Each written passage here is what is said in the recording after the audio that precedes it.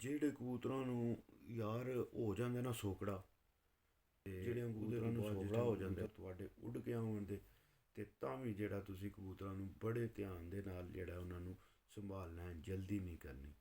अस्सलाम वालेकुम दोस्तों, क्या हाल है? ठीक हो से? ठीक है, उम्मीद है सब लोग ठीक होगे, हरीयत नाल होगे तो फिट फाट होगे। मैं एक दफ़ा फिर आ गया थोड़े नाल थोड़े अपने चैनल शानी 99 तो। ते अज असी दोस्तों गल करनी है कबूतर खुश्क जड़ा हो जाता है, तो जड़ा कबूतर आसमान बंद नहीं होंदा, उन्होंने कबूतरों नाल तुसी के करना, कि उन्होंने तरीकाकार करना कि तुहाडे वो कबूतर जड़े ने खुश्क जड़े ने वो तर भी हो जान, तो फिर उहदे तो बाद वो कबूतर आसमान बंद भी होन ते घर वापस भी आवन। ते वो कबूतर मैं उन्होंने कबूतरों वास्ते दसन लगा जेह्ड़े पिछले साल तुहाडे कबूतर आसमान बंद भी होंदे सन ते उड़दे भी सन, मगर इस साल वो कबूतर आसमान बंद नहीं हो रहे।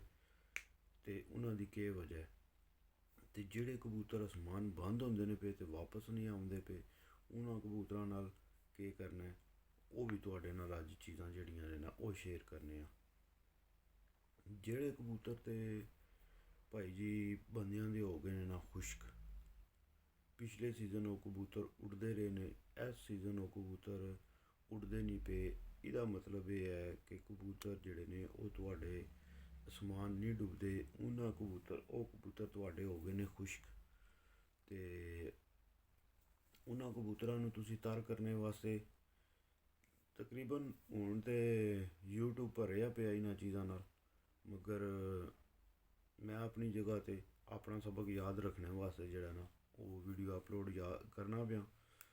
ते उन्होंने तुसी केह् करना है भाई जी, देसी घ्यो मक्खन या मलाई दे भोरे जेह्ड़े ने ओह् तुसी कबूतरां नूं देने ने। ते या फिर एक होर तुसी कर सकदे हो, जेकर ओह् कम्म नहीं कर सकदे तो फिर तुसी एक होर चीज़ कर सकदे हो। फिर एह् कर सकदे हो कि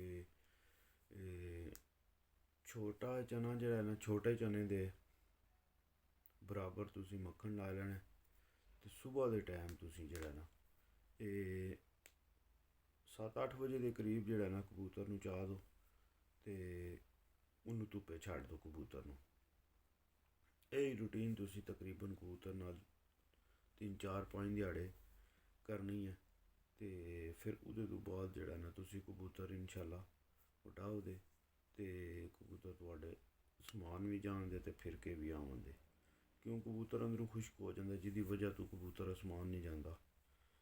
ते जिन्ना को बंदियां दे कबूतर आसमान जा रहे ने मगर आसमान विच वापस नहीं आ रहे, वो वीर भरा जेह्ड़े ने वो थोड़ा जिहा सिर्फ उन्होंने ध्यान करना है, क्योंकि नमें कबूतर ने, नमें कबूतर कुछ होंदे ने इकदम जोर मारते ने, उन्हों दे खलियां भी होंदियां ने या पर बेचारियां दे शैल हो जाते हैं, कोई मसला बन जाता है। कबूतर एकदम जोर मार के सुबह सुबह के टाइम पता तुहानू कोई भी कबूतर है ना सुबह जिस टाइम कड्डो दे ना एक बारी वो जोर मार के फ्रैश होंदा है, निकलते हैं एक बारी जाके आसमान वड़ते हैं। ते तुसी उन्हां कबूतरां नूं जेह्ड़े कबूतर तुहाडे समान जाते हैं पे नवें कबूतरां नूं जदों शुरू करदे हो तो वापस नहीं आते पे, उन्हां कबूतरां नूं तुसी कोशिश करके अंदर आले 4-4 5-5 पर बन के ते उन्हां कबूतरां नूं तुसी निकालना भी सुबह आह्लें कबूतरां नाल नहीं। जे मिसाल के तौर पर तुसी सुबह 6 बजे कबूतर डांदे हो ना पे, ते जेह्ड़े कबूतर तुसी समझदे हो ना कि भाई एह् कबूतर नमें ने गराई करन दे ते उन्हां दी रेशो है कि कबूतर ना आवन, फिर तुसी आइंदे कबूतर दे जिस टाइम 4-5 अंदर आह्ले पर बन लवो दे ना, फिर उहदे तो बाद उस कबूतर नूं तुसी सुबह भी कबूतरां नाल नहीं कड्ढना, उन्नू कड्ढना है तकरीबन 8-9-10 बजे जिस टाइम मौसम खुल्लेआ होवे। फिर उस टाइम भावें थल कबूतर भी होवे या दूसरा कबूतर भी होवे ना कोई भी, वो फिर उस टाइम आसमान बंद नहीं होंदे। कबूतर सुबह सुबह के टाइम जदों भी कड्डोगे वो कबूतर आसमान बंद हो जाएगा। तो जिस कबूतर नूं 8-9-10 बजे कड्डो दे ना डाओ दे सामने फिर के ते तुहाडा कबूतर घर बह जाएगा। ते उहदे तो बाद और उसके बाद जो है ना जी, जेह्ड़े कबूतरां नूं यार हो जांदा ना सोकड़ा, जेह्ड़े कबूतरां नूं सोकड़ा हो जाता है ਉਹਦੇ वास्ते एक बड़ी ज़बरदस्त चीज़ है। मैं पाकिस्तान आपूं भी इस्तेमाल करता रहा, तो वो यार दोस्त वीर भरा ਤੁਹਾਡੇ ਨਾਲ ਵੀ ਸ਼ੇਅਰ ਕਰਨਾ। ਦਹੀਂ ਤੁਸੀਂ ਲੈਣੀ ਹੈ, ਬਹੁਤ ਸਾਰਿਆਂ ਬੰਦਿਆਂ ਨੂੰ ਇਸ ਚੀਜ਼ ਦਾ ਪਤਾ ਵੀ ਹੋਣਾ। ਦਹੀਂ ਤੁਸੀਂ ਲੈਣੀ ਹੈ, ਦਹੀਂ ਲੈ ਕੇ ਤੇ ਤੁਸੀਂ ਅੱਲਾ ਦਾ ਭਲਾ, ਅੱਲਾ ਤੁਹਾਡਾ ਭਲਾ ਕਰੇ, ਪਾ ਦਹੀਂ ਲੈ ਲਓ। ਜੇ ਕਬੂਤਰ ਤੁਹਾਡਾ ਜਾਂ ਅੱਧ ਪਾ ਦਹੀਂ ਲੈ ਲਓ, ਉਹਨੂੰ ਰਾਤੀ ਤੁਸੀਂ ਜਿਹੜਾ ਨਾ ਸੂਤੀ ਕੱਪੜੇ ਵਿੱਚ ਤੁਸੀਂ ਉਹਨੂੰ ਦਹੀਂ ਨੂੰ ਟੰਗ ਛੱਡਣਾ। ਉਹ ਟੰਗ ਛੱਡਣਾ ਜੇ ਟਾਈਮ ਦਹੀਂ, ਅਤੇ ਉਹ ਰਾਤੀ ਸਾਰੀ ਉਹਦੇ ਵਿੱਚ ਪਾਣੀ ਖੁਸ਼ਕ ਹੋ ਜਾਏਗਾ, ਅਤੇ ਉਹ ਸੁਬਾਹ ਤੁਹਾਡੀ ਬਣ ਜਾਏਗੀ ਪਨੀਰ। ਅਤੇ ਜਿਹੜਾ ਜਿਹੜਾ ਕਬੂਤਰ ਤੁਹਾਡਾ ਹੈ ਨਾ ਸੋਕੜੇ ਵਿੱਚ ਹੋਇਆ, ਕਮਜ਼ੋਰ ਹੋਇਆ, ਉਸ ਕਬੂਤਰ ਨੂੰ ਤੁਸੀਂ ਖਜੂਰ ਦੀ ਜਿਹੜੀ ਗੁਠਲੀ ਹੁੰਦੀ ਹੈ ਨਾ, ਗੁਠਲੀ ਦੇ ਮੁਤਾਬਕ ਤੁਸੀਂ ਉਹਨੂੰ ਖੁਰਾਕ ਜਿਹੜੀ ਆ ਉਹ ਦੇਣੀ ਹੈ।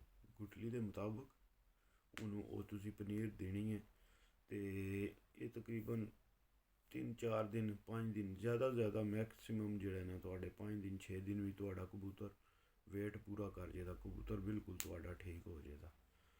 ਅਤੇ ਉਹਦੇ ਤੋਂ ਬਾਅਦ ਵੀਡੀਓ ਦੇ ਭਰਾਓ, ਜਿਹੜੀਆਂ ਹੁਣ ਨਵੇਂ ਵੀਰ ਭਰਾ ਕਬੂਤਰ ਕੱਢਦੇ ਨੇ ਪਏ, ਉਹ ਕੋਸ਼ਿਸ਼ ਇਹ ਕਰੋ ਨਾ ਹੀ ਕਬੂਤਰ ਨੂੰ ਕੱਢਦਿਆਂ ਜਲਦੀ ਕਰੋ, ਅਤੇ ਨਾ ਹੀ ਕਬੂਤਰ ਨੂੰ ਵਾਪਸੀ 'ਤੇ ਆ ਕੇ ਸੰਭਾਲਦਿਆਂ ਜਲਦੀ ਕਰੋ।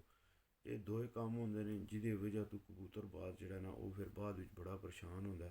ਕਿਉਂਕਿ ਮੇਰੇ ਨਾਲ ਇਹ ਆਪੂ ਵਾਕਿਆ ਹੁੰਦੇ ਰਹੇ ਨੇ, ਕਿਉਂਕਿ ਮੈਂ ਕਬੂਤਰ ਜਦੋਂ ਲੈ ਕੇ ਆਉਂਦਾ ਸੀ ਨਵਾਂ, ਕਬੂਤਰ ਸਾਰ ਪਾਰ ਹੁੰਦੇ ਨੇ 40-45 ਦਿਹਾੜੇ, ਬੰਦਾ ਜਿਹੜਾ ਨਾ ਉਂਝ ਹੀ ਕਬੂਤਰਬਾਜ਼ ਜਿਹੜਾ ਉਹ ਪਰੇਸ਼ਾਨ ਹੋਇਆ ਹੁੰਦਾ, ਯਾਰ ਉਹ ਇਤਨੇ ਦਿਹਾੜੇ ਹੋ ਗਏ ਨੇ, ਭੋਰੇ ਖਾਂਦੇ ਨੇ, ਦਾਣਾ ਖਾਂਦੇ ਨੇ, ਕੱਢੀਏ ਬਾਹਰ ਇਹਨਾਂ ਨੂੰ, ਉਡਾਈਏ ਇਹਨਾਂ ਨੂੰ, ਸ਼ੌਕ ਤੱਕੀਏ। ਅਤੇ ਇਹ ਦੋ ਚੀਜ਼ਾਂ 'ਤੇ ਤੁਸੀਂ ਬਹੁਤ ਜ਼ਿਆਦਾ ਧਿਆਨ ਕਰਨਾ ਹੈ। ਕਬੂਤਰ ਕੱਢਣੇ ਦੇ ਟਾਈਮ ਬੜੇ ਧਿਆਨ ਨਾਲ ਕਬੂਤਰ ਕੱਢਣੇ ਸ਼ੁਰੂ ਕਰਨੇ ਨੇ, ਅਤੇ ਉਹਦੇ ਤੋਂ ਬਾਅਦ ਜਿਸ ਟਾਈਮ ਕਬੂਤਰ ਤੁਹਾਡੇ ਉੱਡ ਕੇ ਆਉਣ ਦੇ, ਅਤੇ ਤਾਂ ਵੀ ਜਿਹੜਾ ਤੁਸੀਂ ਕਬੂਤਰਾਂ ਨੂੰ ਬੜੇ ਧਿਆਨ ਦੇ ਨਾਲ ਜਿਹੜਾ ਉਹਨਾਂ ਨੂੰ ਸੰਭਾਲਣਾ ਹੈ, ਜਲਦੀ ਨਹੀਂ ਕਰਨੀ। ਅਤੇ ਵੀਡੀਓ ਦੇ ਭਰਾਓ ਠੀਕ ਆ, ਅੱਜ ਦੀ ਵੀਡੀਓ ਜਿਹੜੀ ਆ ਉਹ ਅੱਜ ਇੱਥੇ ਹੀ ਖ਼ਤਮ ਕਰਨੇ ਆ। ਅਤੇ ਵੀਡੀਓ ਅੱਛੀ ਲੱਗੀ ਤਾਂ ਚੈਨਲ ਨੂੰ ਲਾਈਕ ਸ਼ੇਅਰ ਸਬਸਕ੍ਰਾਈਬ ਲਾਜ਼ਮੀ ਕਰਨਾ, ਅਤੇ ਕਮੈਂਟ ਜੇ ਅਗਰ ਕਰੋਗੇ ਤਾਂ ਹੌਸਲਾ ਅਫਜ਼ਾਈ ਹੋਵੇਗੀ ਮੇਰੀ, ਅਤੇ ਮੈਂ ਤੁਹਾਨੂੰ ਹੋਰ ਵੀਡੀਓ ਤੁਹਾਡੇ ਵਾਸਤੇ ਬਣਾਉਂਦਾ ਰਹਾਂਗਾ। ਅਤੇ ਠੀਕ ਹੈ, ਫੀ ਅਮਾਨ ਅੱਲਾਹ। ਪਾਕਿਸਤਾਨ ਜ਼ਿੰਦਾਬਾਦ, ਪਾਕਿਸਤਾਨ ਪਾइंदाबाद, यार सलामत है सोबत बाकी।